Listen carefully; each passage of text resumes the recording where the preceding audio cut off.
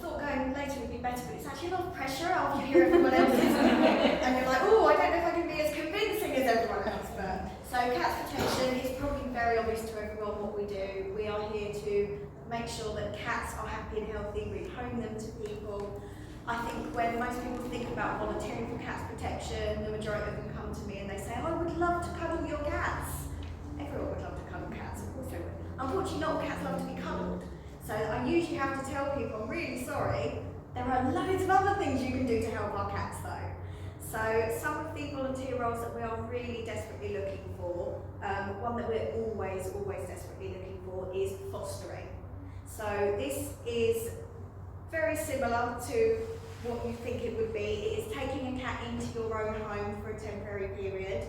It's usually cats that are really not managing in a cattery environment. Obviously it's very alien to them, it's quite clinical for them, and it's just so much better for them to be in a home environment until we can get them into their permanent forever home. So people don't need to have any, apart from being over 18, you don't need to own your own home as long as you've got permission from your landlord.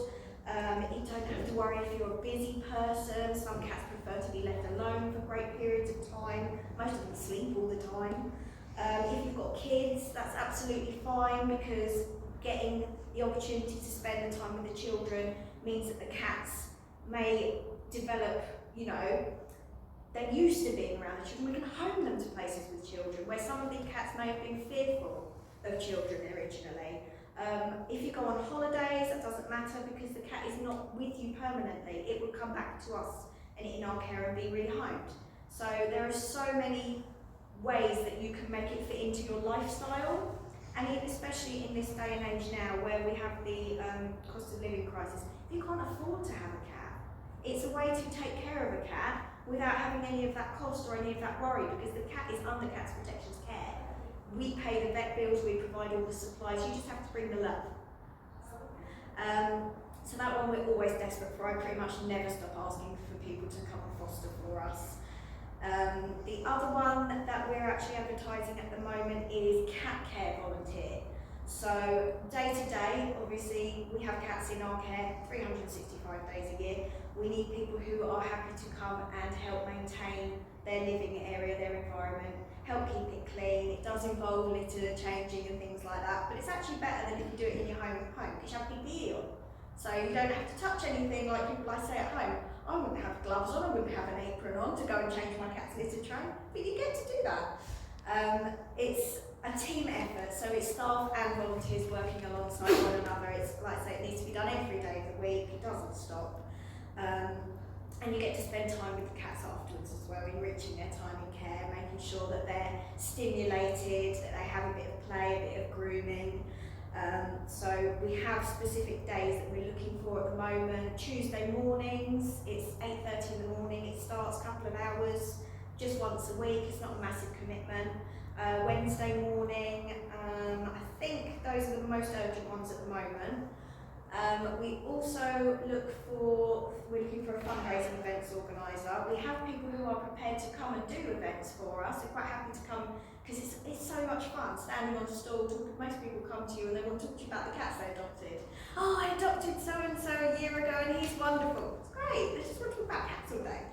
But someone who's actually got that mind that they're happy to organise people and the logistics. You're going to be here at this time and can you do it like this and that? Someone who's like really into organising and managing people might not be for everyone, and I know, like you say, everyone struggles to find people to help with fundraising.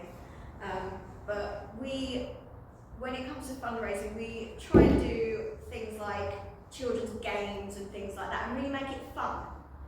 So I think it's a really good time. I really thoroughly enjoy fundraising.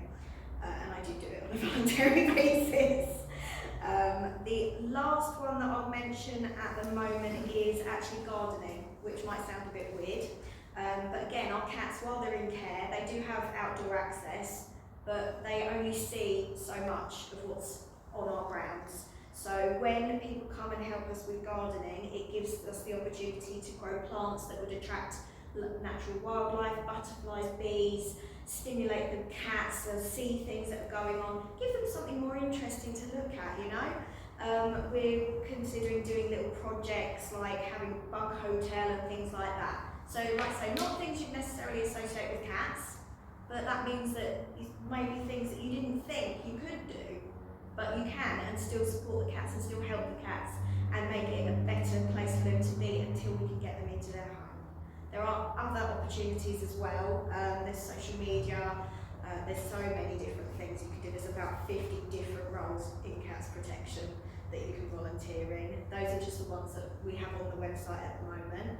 I have got an actual list in our folder that actually does tell you the tasks that you'd expect to be doing in a certain role. If you want more information, anyone can grab any of these role descriptions today, and I have also got application forms if anyone would like to grab anything from me today.